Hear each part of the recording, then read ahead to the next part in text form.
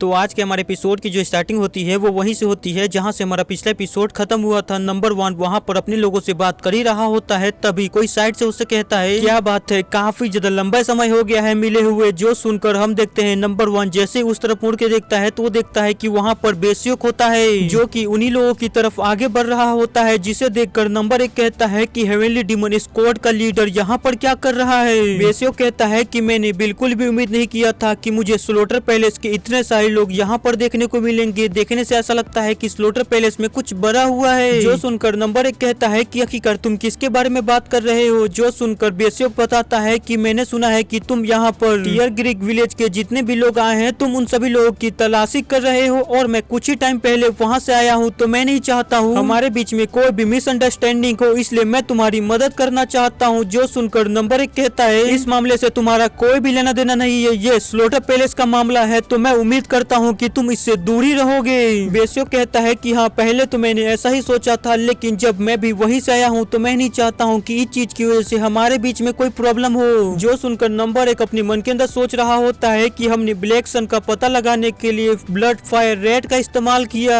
और उसी का पीछा करते हुए अभी तक हम फायर पिक के ऊपर पहुँचे हैं, लेकिन यहाँ पर आने के बाद अभी तक हमें उसके बारे में कुछ भी पता नहीं चला है। अगर इसके पास कोई जानकारी होगी तो ये हमारे लिए ही काफी ज्यादा अच्छा होगा, जिससे हम ब्लैक सन को और भी ज्यादा जल्दी ढूंढ पाएंगे। जो सोचकर वो उसे कहता है कि चलो ठीक है, तुम्हें टियर ग्रीक विलेज के अंदर जो कुछ भी पता चला वो सभी चीजें हमें बताओ। बेस्योक बताता है कि जब वो टियर ग्रीक विलेज के अंदर पहुंचा तो वहाँ पर कुछ भी नहीं था, वो जगह उस विलेज के अंदर कुछ भी नहीं था। जो सुनकर नंबर 1 कहता है तो इसका मतलब है कि वहाँ पर जो कुछ भी हुआ होगा तुम्हें उसके बारे में कुछ न कुछ तो जरूर पता होगा। जो सुनकर बेस्योक कहता है कि नहीं, मुझे कुछ भी पता नहीं है, क्योंकि मैं वहाँ पर ज्यादा समय के लिए नहीं रुका था। तभी वो काफी ज्यादा खतरनाक तरीके से कहता है लेकिन अगर तुम सभी लोग यहाँ पर आए हुए हो तो इसका मतलब है कि तुम्हारे पास उस इंसान का पक्का सबूत है। जो सुनकर नंबर 1 अब काफी ज्यादा बुरी तरह से फंस चुका होता है, क्योंकि उसने ना चाहते हुए भी अपने सीक्रेट्स को यहाँ पर रिवील कर दिया होता है, जिसकी वजह से उसे अपने ऊपर काफी ज्यादा गुस्सा आ रहा होता है। लेकिन फिर वो बेस्योक से कहता है कि चलो ठीक है, तुमने जो कहा है वो पूरी तरह से सच है या नहीं, मैं अपने ब्लड फायर रेड से पता लगाता हूँ। जो कहकर हम देखते हैं कि नंबर 1 जो होता है उसके हाथ में जो गिलहरी जैसी चीज होती है वो उसे नीचे रख देता है, जो कि सीधे बेस्योक के पास चली जाती है और उसके पास जाने के बाद फिर उसके चारों तरफ चक्कर लगाने लगती है और जैसे ही उसका सर्च पूरी तरह से कंप्लीट हो जाता है वो फिर से नंबर 1 के पास वापस आ जाती है। वहीं पे ये देखकर नंबर 1 अपने मन के अंदर सोच रहा होता है हमें इसके अंदर से ब्लैक सन के कोई भी ट्रेसेस नहीं मिले हैं, इसका मतलब ये है कि ये जो कुछ भी कह रहा था वो पूरी तरह से सच था। जिसके बाद वो बेस्योक से कहता है कि हमारे बीच में जो भी मिसअंडरस्टैंडिंग थी वो अब यहीं पे खत्म होती है, अभी हम अपने मिशन के अंदर काफी ज्यादा बिजी हैं, तो अब हम यहाँ से निकलने की आज्ञा चाहेंगे। तभी बेस्योक कहता है कि मैं उम्मीद करता हूँ कि तुम सभी लोग यहाँ पर जो मिशन को कंप्लीट करने के लिए आए हो उसे अच्छे से पूरा कर लो। जो सुनकर नंबर 1 इस चीज के लिए धन्यवाद करता है और वहाँ से अपने सभी लोगों को लेकर निकल जाता है।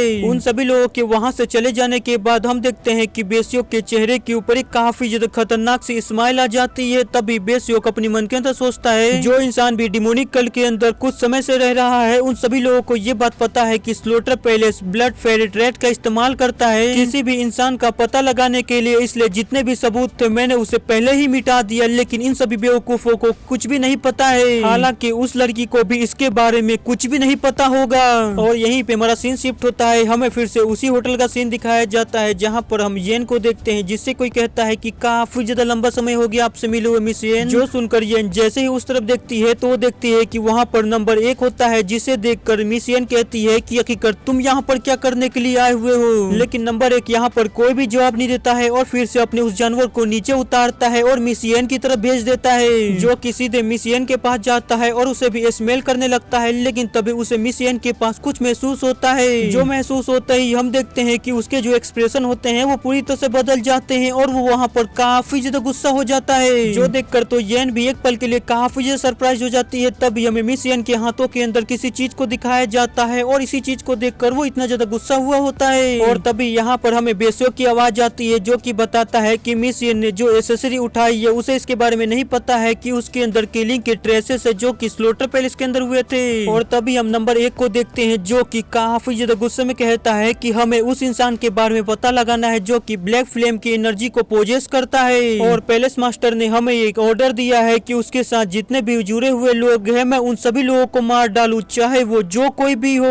हमें इस चीज की बिल्कुल भी परवाह नहीं करनी है। इसलिए मिस येन, मैं उम्मीद करता हूँ अगर आप मरना नहीं चाहते हैं तो आपको हमारे साथ चलना होगा।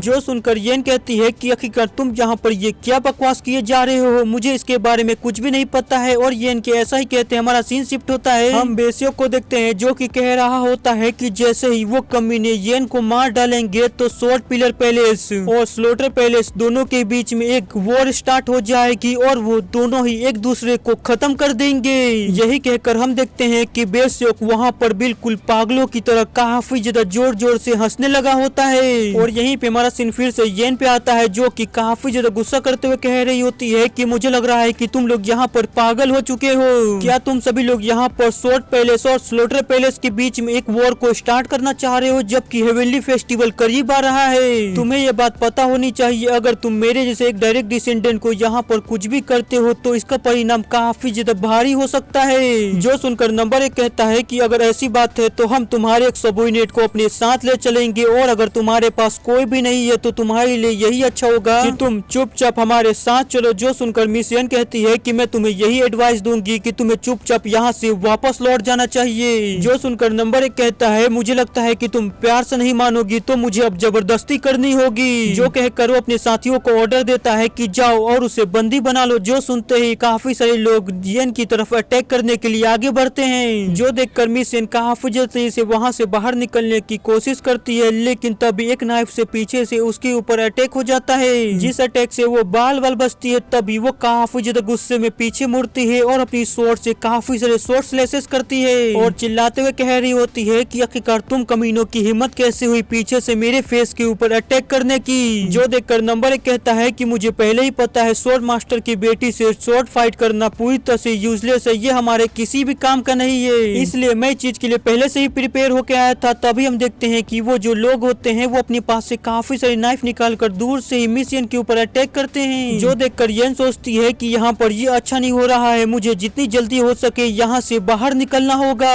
जो सोचकर मिस येन वहाँ पर अपने फुटवर्क स्किल का इस्तेमाल करती है और एक गार्ड के हाथ के ऊपर अटैक करके उसके हाथ को काट देती है। फिर वो फिर से काफी जल्दी से आगे बढ़ती है और दूसरे बंदे के हाथ को भी काट देती है लेकिन उस बंदे का हाथ कटकर जमीन के ऊपर गिरता उससे पहले ही कुछ और लोग आगे बढ़ते हैं और अपने ही साथी को मारकर आगे बढ़ जाते हैं और मिस येन के ऊपर अटैक कर देते हैं। जिन सभी अटैकों को वो अपनी स्वॉर्ड से रोकने की कोशिश तो कर रही होती है लेकिन अब उसे भी इसके अंदर काफी ज्यादा प्रॉब्लम आने लगती है। वो अपने मन के अंदर सोच रही होती है ये सभी लोग काफी बड़े कमीने हैं, ये अपने साथी को भी मारने से पहले एक बार नहीं सोच रहे हैं, मुझे किसी भी तरह यहाँ से बाहर निकलने का रास्ता ढूंढना होगा। मिस येन ये सोच ही रही होती है कि तभी एक पर्सन काफी ज्यादा तेजी से आगे बढ़ता है और मिस येन के ऊपर अपनी स्वॉर्ड से अटैक कर देता है जिस अटैक को मिस येन रोक पाती। उससे पहले ही वो अटैक मिस येन के काफी ज्यादा करीब पहुंच चुका होता है। जो देखकर मिस येन डर के मारे अपनी आंखें बंद कर लेती है और बचाने के लिए आवाज लगाती है। जिस आवाज को सुनकर वहाँ पर किसी की एंट्री होती है। साइड से काफी बड़ा अटैक सीधे जाके उन दोनों से टकराता है और वो दोनों काफी ज्यादा दूर फेंका जाते हैं और हम देखते हैं कि मिस येन ने अभी भी डर के मारे अपनी आंखें बंद कर रखी होती है। तभी जैसे ही वो अपनी आंखें खोलती है तो ये देखकर काफी ज्यादा हैरान हो जाती है कि वो दोनों जो लोग होते हैं वो काफी ज्यादा दूर फेंका गए होते हैं। तभी वो अपने चारों तरफ देखने लगती है। वो देख रही होती है कि आखिरकार ये अटैक किया किसने और तभी उसकी नजर जोंगजोक के ऊपर जाती है जिसने वहाँ पर एक हीरो वाली एंट्री मारी होती है और उसने बस अपनी खाली हाथों से ही उन दोनों को हरा दिया होता है। जिसे देखकर मिस ये काफी ज्यादा हैरान होते हुए कहती है कि आखिरकार तुम यहाँ पर क्या कर रहे हो। और इसके यही कहने के साथ आज का हमारा जो एपिसोड होता है वो यहीं पे खत्म होता है। तो वीडियो पसंद आया होगा तो लाइक कर दीजिएगा, नहीं होगा फिर लाइक कर दीजिएगा और चैनल के ऊपर नए तो चैनल को सब्सक्राइब कर लीजिएगा ताकि आपको डेली और भी ज्यादा इसी तरह के इंटरेस्टिंग वीडियो देखने को मिल सके। तो मिलते हैं आपसे अगले एपिसोड में, बाय।